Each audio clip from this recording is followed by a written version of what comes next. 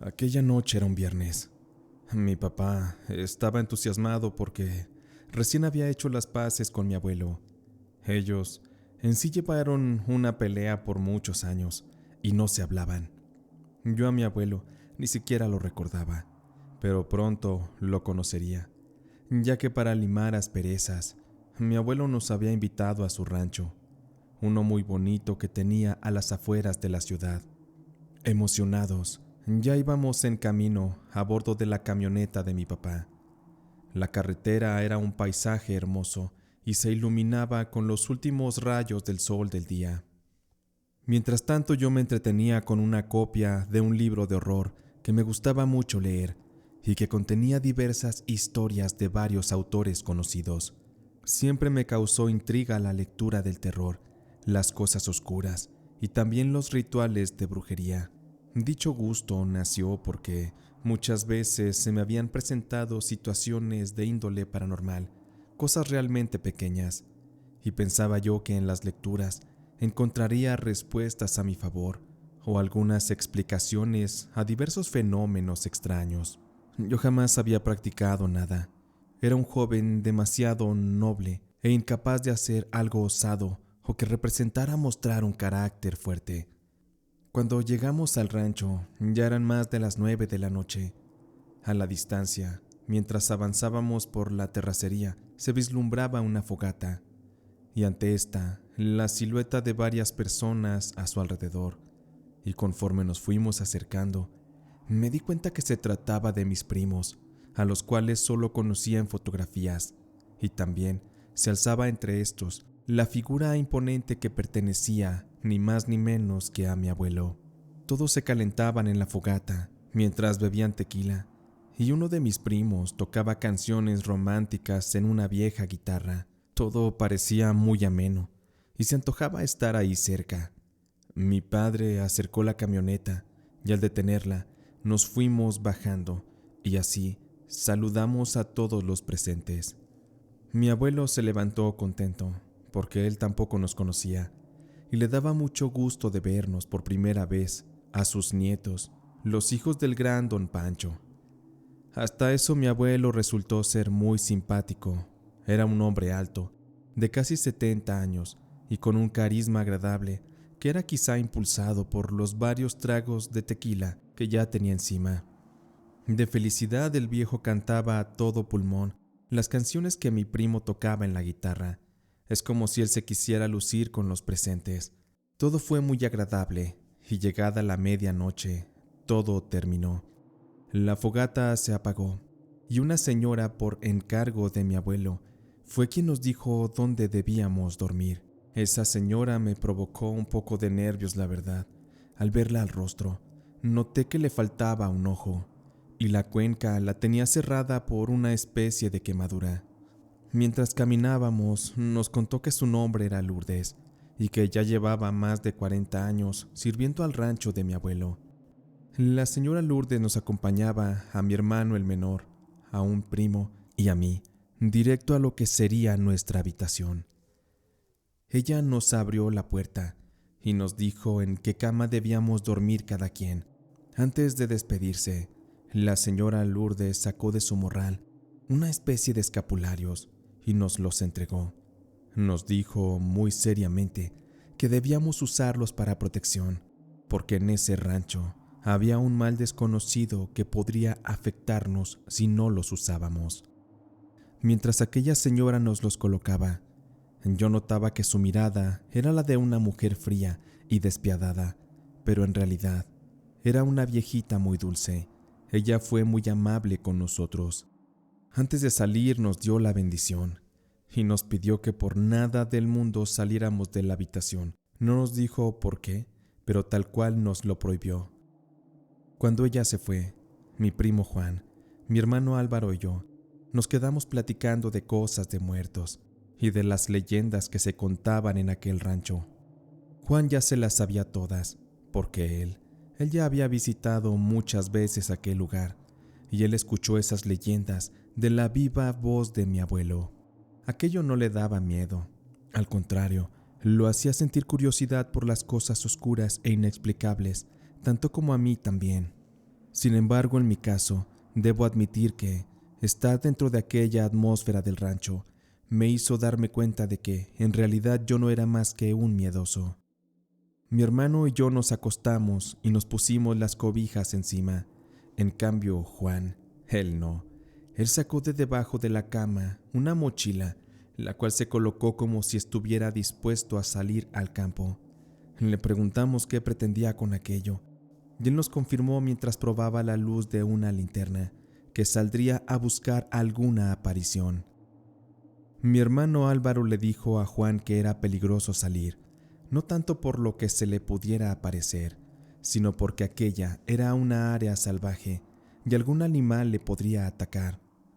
A Juan le dio risa y se quitó el escapulario.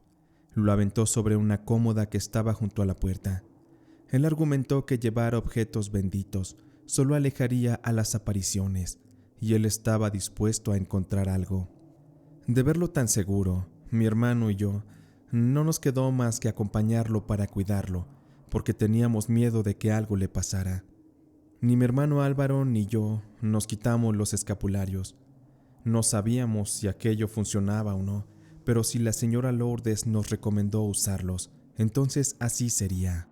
Eso no le gustó a Juan, pero aún con todo y eso, salimos de la casita de mi abuelo, caminando despacio. En la soledad de aquel lugar solo se escuchaban las hojas secas que íbamos pisando. Nos cobijaba también la luz de la luna, que se posaba sobre nosotros muy pacífica, mientras que los grillos hacían su cantar. La casa del rancho de mi abuelo en sí estaba un poco alejada de las demás casas del pueblo, y ahí me di cuenta que justo a unos 30 metros había un pozo que aparentemente estaba abandonado y deteriorado también por el paso del tiempo. Juan nos llevó hasta la cercanía de este y nos fue contando una historia muy fuerte y horrible que ocurrió en ese pozo muchos años atrás. Nos sentamos justo en una roca que quedaba a unos metros de aquel pozo para escuchar toda la historia que Juan comenzaría a relatarnos. Yo me acomodé lo más cómodo que pude sobre aquella dura roca y comenzamos así a escuchar las palabras de Juan.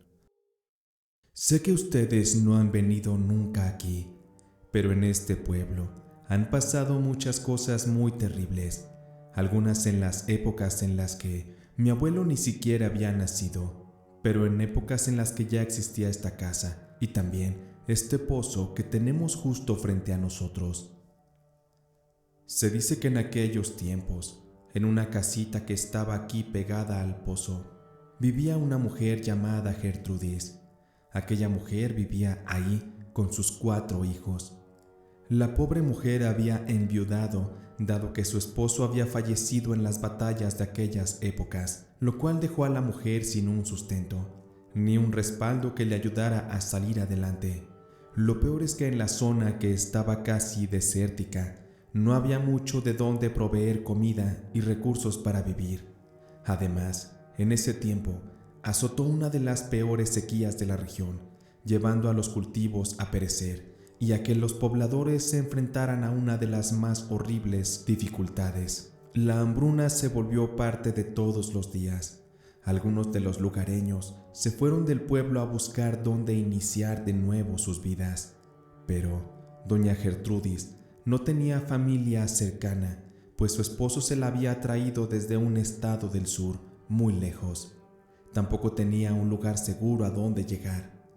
Gertrudis se tuvo que quedar en aquel lugar desolado a vivir junto con sus hijos. También algunos pobladores que almacenaron recursos para no tener que irse de ahí. Gertrudis era conocida entre aquellas personas que vivían cerca, y para ayudarla, a veces le llevaban comida o ropa, pero con la gran sequía, hubo un tiempo en que tampoco le pudieron ayudar. Esto representó una gran dificultad para Gertrudis, y se dice que de pronto uno de sus hijos desapareció. Así de la nada, aquel niño ya no estaba. Los demás hijos de Gertrudis preguntaban por su hermano desaparecido, pero ésta les decía que no sabían dónde se encontraba, que quizás se había perdido en el campo, y también les dijo la mujer a sus hijos que con la bendición de Dios aquel hermanito de ellos algún día regresaría. Gertrudis, para calmar la tristeza de sus hijos, les sirvió un plato de carne con vegetales que olía muy rico. El hambre de los niños era mucha, y hacía mucho no probaban un platillo así de suculento. Los niños estaban felices comiendo y comiendo. La alegría y la sonrisa pronto les volvió al rostro. Gertrudis los observaba mientras lloraba y masticaba la carne tan rica y jugosa que ella misma había preparado, utilizando la carne del cuerpo de su propio hijo. Esa mujer cometió el acto más horrendo que un ser humano puede hacer. No hay justificación para ello. Entre los pobladores no hubo sospechas de aquello, pues era normal que de vez en cuando se perdiera algún niño. Pero cuando la carne del primer niño se terminó, y como las cosas no mejoraban, Gertrudis no tuvo más remedio que desaparecer a otro de sus hijos. Y con eso se repitió la misma historia. Gertrudis preparó alimento para sus 2 hijos restantes, los cuales no entendían lo que ocurría, y ni por la cabeza les pasaba que estaban comiendo la carne de su propio hermano. Gertrudis, después de haber cometido ese segundo y aberrante acto, comenzó a perder la cordura, se empezó a volver loca, se volvió fría, despiadada, y de la cabeza y de las ideas desvariaba. Ya no se le entendía lo que decía, porque revolvía las palabras y no se podía dar a entender. Los pobladores del lugar, al notar que a Gertrudis le faltaba otro hijo, y al verla en ese estado, comenzaron a sospechar que algo andaba mal en esa casa. Así que comenzaron a poner el ojo sobre la cruel mujer. Pasó poco tiempo y el alimento se escaseó nuevamente. A Gertrudis le dio mucha hambre, pero ella ya no razonaba lo suficiente como para establecer un plan con el cual darle fin a otro de sus hijos y así esconder el cadáver. Ella se había vuelto una horrible bestia hambrienta, cargada de instinto puro. Así que, una noche, y ya por la madrugada, Gertrudis se levantó de su cama y, sin piedad ni misericordia, comenzó a morder a uno de sus hijos. La temible mujer le pegó una mordida muy fuerte en la cara al más pequeño de los niños, el cual pegó un grito horrible, haciendo esto que su hermano despertara y empujara a Gertrudis. Aquellos niños lograron escapar y salieron corriendo y gritando. Esto provocó que algunos de los lugareños acudieran rápido a ver qué ocurría. Fue horrible la escena de lo que estaba pasando. Uno de los hombres puso en resguardo a los niños mientras que su esposa atendía la herida del pobre pequeño. Los pobladores entraron a la casa de Gertrudis y se sorprendieron de ver cómo ésta se estaba mordiendo la mano. Se estaba comiendo a sí misma con gran desesperación. El hambre para ella era muy grande. La sangre le brotaba en grandes cantidades y la mirada de Gertrudis parecía perdida, parecía la de un animal. Con aquello los hombres entendieron que los hijos de Gertrudis no habían desaparecido, sino que ella los había exterminado para comerlos. De inmediato se dieron a la tarea de buscar dentro de la casa y en los alrededores. Con aquello se dieron cuenta de que Gertrudis había lanzado los restos de los niños dentro de aquel pozo. De inmediato, los pobladores, al reconocer a Gertrudis como un peligro para sus hijos y para los lugareños, estos no dudaron en dar fin a aquello. Entre varios hombres sujetaron a Gertrudis y la fueron arrastrando mientras ésta gritaba. La fueron llevando así hasta donde está aquel pozo y la lanzaron sin misericordia alguna. Solo se escuchó el golpe seco con el que la horrible mujer quedó moribunda. La maldita aún agonizaba y gritaba por su vida, pedía perdón y decía estar arrepentida. A los lugareños aquello no les conmovía, sentían rabia contra de Gertrudis, y para acabarla definitivamente, entre varios levantaron una piedra muy grande y con gran esfuerzo la dejaron caer dentro del pozo. Aquel impacto hizo tronar y reventar la cabeza y los huesos de Gertrudis. Aquello ahogó el último grito de vida de la sanguinaria mujer, sepultándola junto con los restos de sus hijos. Los pobladores, para ocultar bien aquello, fueron colocando rocas y más rocas hasta tapar bien el pozo. Ellos querían que los horribles acontecimientos quedaran en el olvido, aunque no del todo lo consiguieron, dado que la leyenda mantuvo con vida lo que en aquella casa había ocurrido. Ahora en estos tiempos se dice que constantemente se pueden escuchar los lamentos y los llantos de los niños que fueron ultimados aquí en estas tierras. También se escucha a Gertrudis agonizar por el hambre y por la tristeza de haber acabado a sus propios hijos.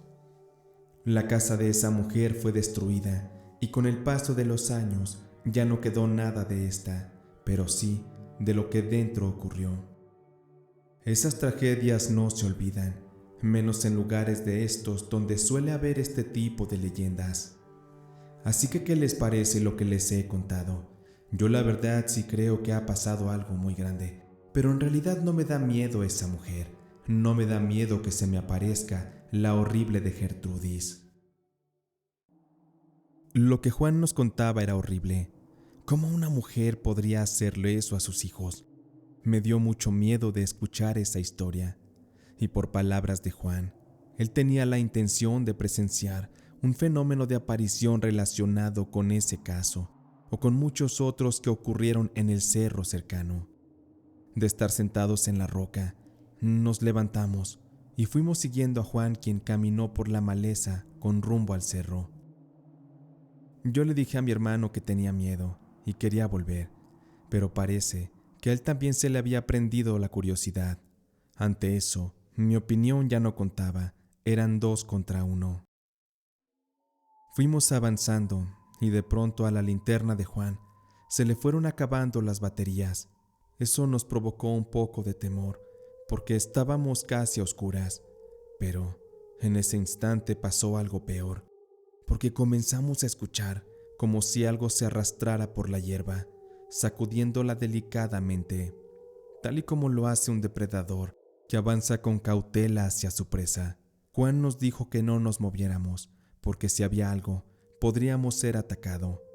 Sin embargo, instantes después, se escuchó la voz de una mujer que se lamentaba, que lloraba. Aquello parecía un eco que provenía de todas partes y hacía que nos confundiéramos. Aquel ser podría estar en cualquier lugar. Con aquello, nos dimos cuenta de que no se trataba de un depredador lo que andaba merodeando, sino algo peor, algo infernal. Supimos todos que era momento de escapar, de correr a toda velocidad. Mi hermano y yo no lo dudamos y comenzamos a sacudir y a mover los pies con gran velocidad, con gran rapidez. Yo volteé hacia atrás, pero noté que Juan no había corrido y pensé que de inicio él quería quedarse a presenciar lo que fuera aquello.